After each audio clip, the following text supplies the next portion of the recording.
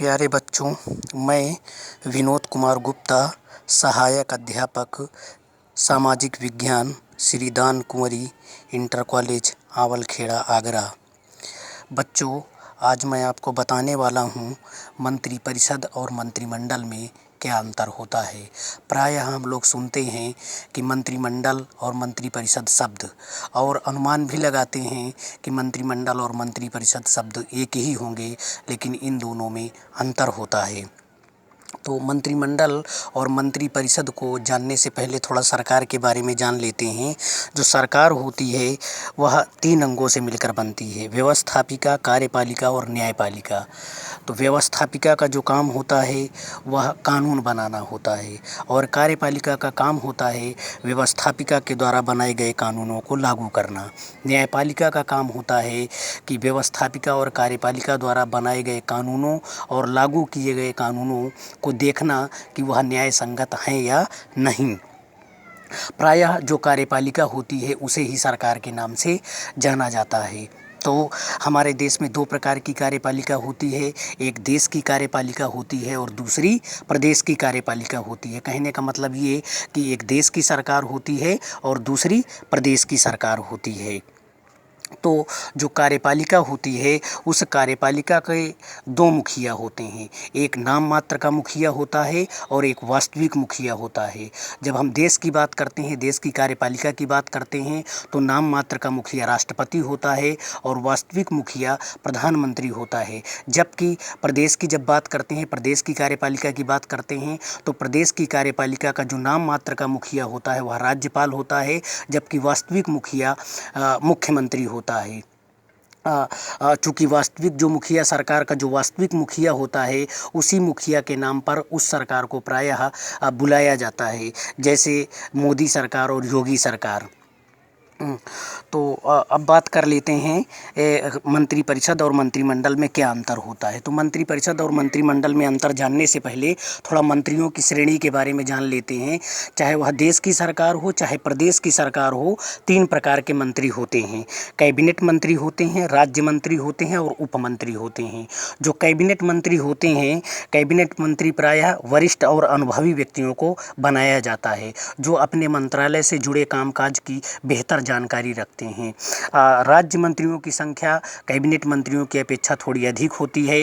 राज्य मंत्रियों का काम होता है कैबिनेट मंत्रियों की सहायता करना, सहयोग करना। राज्य मंत्री के नीचे आते हैं उप मंत्री। हालांकि वर्तमान समय में हमारे देश और प्रदेश में जो उप मंत्री की धारणा है वह लगभग समाप्त हो चुकी है। 2 ही प्रकार के मंत्री होते हैं, कैबिनेट मंत्री और राज्य मंत्री। उप मंत्री का जो काम होता है वह राज्य मंत्री और कैबिनेट मंत्री का सहयोग करना होता है। तो 3 प्रकार के मंत्रियों की श्रेणियाँ होती हैं: कैबिनेट मंत्री, राज्य मंत्री और उप मंत्री। कैबिनेट मंत्रियों की जो संख्या होती है वह प्रायः कम होती है, इसमें वरिष्ठ और अनुभवी व्यक्तियों को सम्मिलित किया जाता है। राज्य मंत्रियों की संख्या कैबिनेट मंत्रियों की अपेक्षा थोड़ी अधिक होती है। इनका जो काम होता है वह कैबिनेट मंत्रियों के कामों में सहायता करना होता है। उप मंत्रियों का काम होता है राज्य मंत्री और कैबिनेट मंत्री को सहयोग करना। अब राज्य मंत्री भी 2 प्रकार के आप देखते होंगे। एक स्वतंत्र प्रभार का मंत्री होता है, एक जो मंत्रिमंडल के मंत्री या जो मंत्रिमंडल के किसी मंत्री के काम के लिए अटैच कर दिया जाता है। जो मंत्रिपरिषद की संख्या होती है, मंत्रिपरिषद और मंत्रिमंडल में थोड़ा अंतर जान लेते हैं। जब मंत्रिपरिषद का आकार मंत्रिमंडल की अपेक्षा बड़ा होता है, जबकि मंत्रिमंडल का आकार छोटा होता है। मंत्रिपरिषद की जब हम बात करते हैं तो उसमें प्रधानमंत्री, कैबिनेट मंत्री, राज्य मंत्री, उप मंत्री सभी लोग आ जाते हैं, जबकि मंत्रिमंडल में प्रधानमंत्री और सिर्फ कैबिनेट मंत्रियों को सम्मिलित किया जाता है। इसीलिए मंत्रिमंडल को कैबिनेट कहा जाता है। तो देश के लिए जो भी निर्णय करने होते हैं, जो भी नीतिगत निर्णय लेने होते हैं, वह प्रायः देश की मंत्रिमंडल के द्वारा ही लिया जाता है। इसी प्रकार प्रदेश के लिए जो भी निर्णय या नीतिगत निर्णय लिए जाते हैं वह प्रदेश की मंत्रिमंडल के द्वारा लिए जाते हैं। मंत्रिमंडल की बैठकें प्रायः आप सुनते रहते हैं कि आज कैबिनेट की बैठक है, मंत्रिमंडल की बैठक है, राज्य मंत्रिमंडल की बैठक है, देश के मंत्रिमंडल की बैठक है। जो मंत्रिपरिषद का आकार होता है वह हमारे देश के संविधान में एक निश्चित संख्या निर्धारित कर दी गई है। हमारे देश के संविधान में 91वां संविधान संशोधन 2003 में हुआ था और इस संशोधन के द्वारा मंत्रियों की संख्या निश्चित कर दी गई कि मंत्री परिषद की संख्या कितनी होगी। तो वर्तमान समय में लोकसभा और लोकसभा की सदस्य संख्या होती है उसका 15% से अधिक मंत्री नहीं हो सकते हैं। जैसे हमारे देश में वर्तमान समय में लोकसभा में मंत्रियों की लोकसभा में सदस्यों की संख्या 543 है, तो 543 का 15% यदि हम निकालेंगे तो 81 होता है।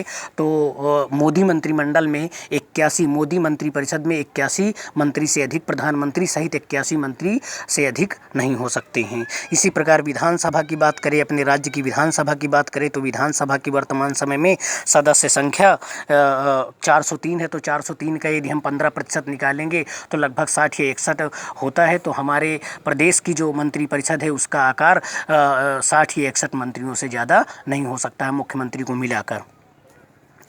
बहुत बहुत धन्यवाद।